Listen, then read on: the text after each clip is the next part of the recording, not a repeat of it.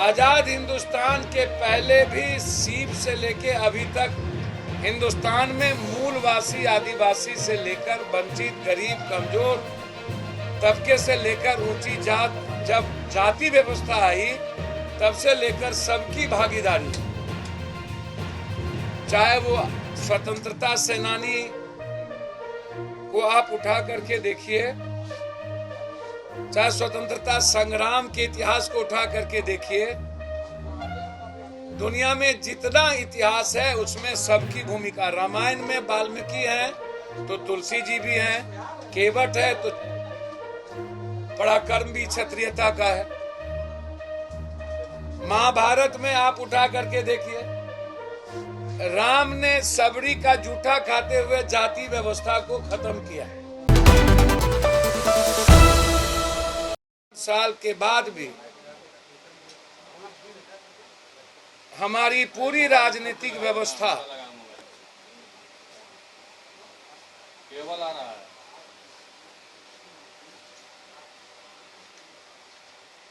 उन्माद पर टिका हुआ।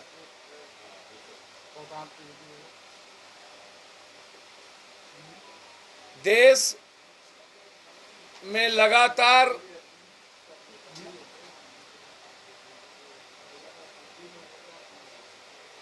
हिंदू मुसलमान के साथ साथ जातियों के अधिकार और उसके सम्मान, वर्ग वर्ण और वंचित कमजोर समाज या ऊंची जात के लोग, सभी को अपने अपने विचारधारा पर जीने का अधिकार है। सबको अपने अधिकार और अपने विचारधारा पर बोलने का अधिकार है। कोई हिंदुस्तान में जाति छोटा और बड़ा नहीं है।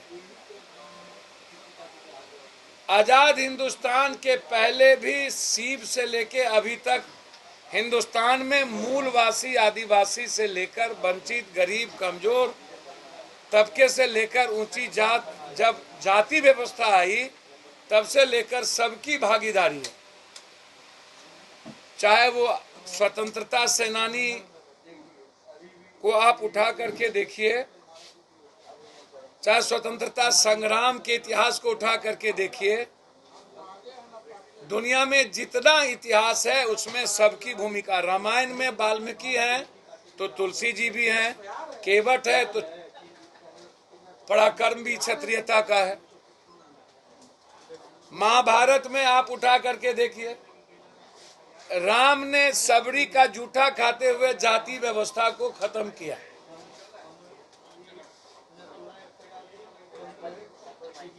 राम ने विभीषण का सम्मान जिस तरीके से दिया, वो क्या आज कोई समाज का ताकतवर लोग क्या वो देंगे सम्मान?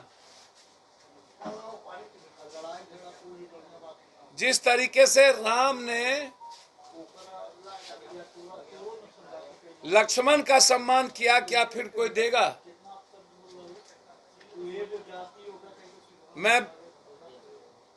मेरे हनुमान के बारे में यही बीजेपी के लोगों ने कहा वो आदिवासी है या दलित है, तो राम ने तो सबसे ज्यादा हनुमान का सम्मान किया,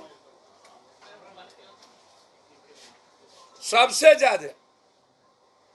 फिर राम के मानने वाले लोग हनुमान को या सबरी को गाली कैसे दे सकते, या किसी भी जाति को गाली कैसे दे सकते? कृष्ण की भूमिका में भी आप देखिए, सुदामा उत्कृष्ट भूमिका के साथ रहे हैं।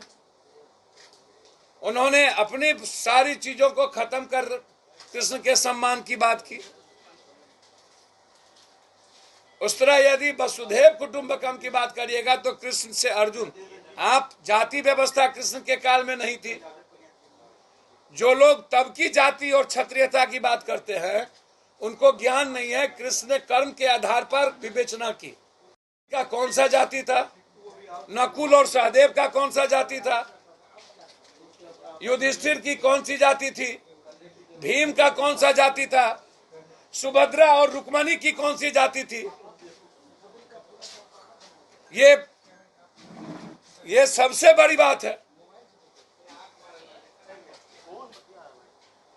ये मैं जानना चाहता हूं। मैं ये आप किसी की कथा को उठा करके देखिए, चाहे बिरसा मुंडा के जल जंगल जमीन को देखिए, चाहे संत रविदास मन करे चंगा कठौती में गंगा उस तात्पर्य को देखिए, जिस वाल्मीकि ने समाज के अंतिम पौधान पे रहकर राम के भाव को सामने लाया उस कैरेक्टर को देखिए।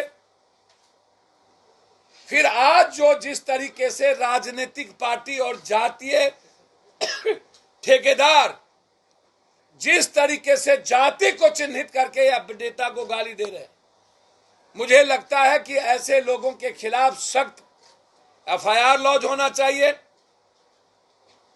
पहले भी इसी तरह की कई सेना, भूमि सेना, लोरिक सेना, कुर्मी सेना, रणवीर सेना, सनलाइट सेना, हिंदुस्तान में संविधान के मुताबिक किसी भी तरह के सेना,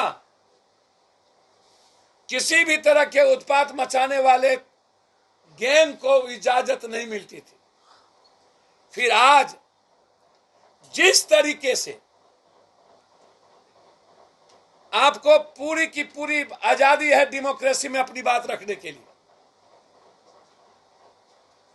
लेकिन जिस तरीके से मुट्ठी भर कुछ लोगों ने राम के आचरण और चरित्र को जीवन में नहीं लाकर क्षत्रियता का जो पराक्रम था वो पराक्रम इंसानियत को बचाने के लिए थे। लेकिन जो लोग आज गाली गलौज कर रहे हैं वो सही नहीं है। जाति जनगणना, बीजेपी के लोग लगातार समाज को दिग्भ्रमित करने का प्रयास।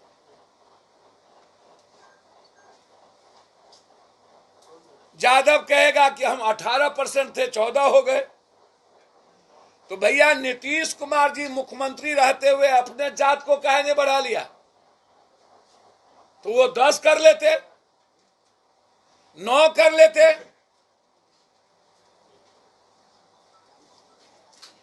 जाटव जाति, राम जाति 5%, क्या वो गलत है? अत्यंत पिछड़ी जाति, क्या वो गलत है? माइनॉरिटीज कह दे कि हम 20 थे, हमको 17 कर दिए। 8% ओबीसी की बातचीत और अत्यंत पिछड़ों की जो आज सामने में एक जातीय जनगणना लाया गया, इसमें मेरा आग्रह है बहुत क्लियर कि जो बिहार या हिंदुस्तान के ऊंची जात के लोग हैं, आज नहीं राष्ट्र कवि दिनकर से लेकर के विद्यापति कवि, हिंदुस्तान में जितने स्वतंत्रता सेनानी क्षत्रिय समाज से आए या ब्राह्मण या ब्रह्मर्षि, जिस तरीके से कई बड़े लड़ाकू ने लड़ाई लड़ी, तब भी पिछड़ा पावे 100 में 60, तब भी यह सवाल था कि समाज में जो दलित है, वंचित है, कमजोर, जिस दिन जगेगा उस दिन लड़ाई होगी। चाहे जगदेव बाबू हो, चाहे कर्पूरी ठाकुर हो, कोई नई जाति जनगणना की बात नहीं आई है। हमेशा से आरक्षण को जिस तरीके से लाया गया, 27% पिछड़ों को 50 से 53% भागीदारी के लिए, यह सवाल तब से उठ रहा है कि हमारी भागीदारी बढ़नी चाहिए। और समय के अनुसार ऊंची जात में जब एक बड़ा वर्ग गरीबी और अशिक्षा के आधार पर नीचे हुआ, तो वहां भी आरक्षण का डिमांड उठा। निश्चित रूप से समय काल पात के अनुसार 100% में ही ना आरक्षण आप देंगे हमारे समाज को, तो उसमें 10% आरक्षण ऊंची जात को गई। ये नया बात नहीं है जाति जनगणना। आज जो जाति जनगणना हुई, यह सवाल लगातार, अब हमको आश्चर्य लग रहा है कि एक कम मूल्यांकन हो गया कि फलना जात इतना प्रतिशत थे। जो आज जाति जनगणना हुई है उसको आप चैलेंज करके फिर से आप करा लीजिए।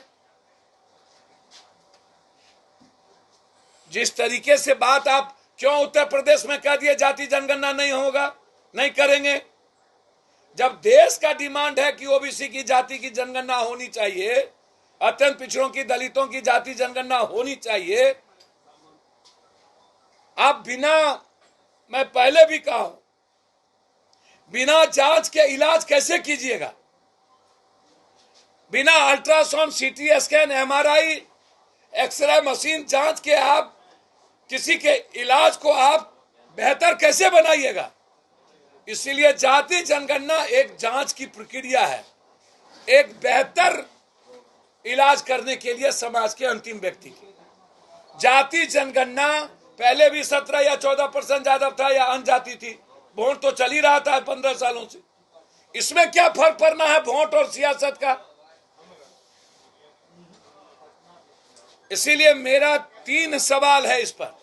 पहला सवाल है कि कब आप 63% लोगों की आरक्षण में भागीदारी, जो स्टालिन ने, या जो पहला सवाल था 67% आरक्षण का, आप कब देंगे?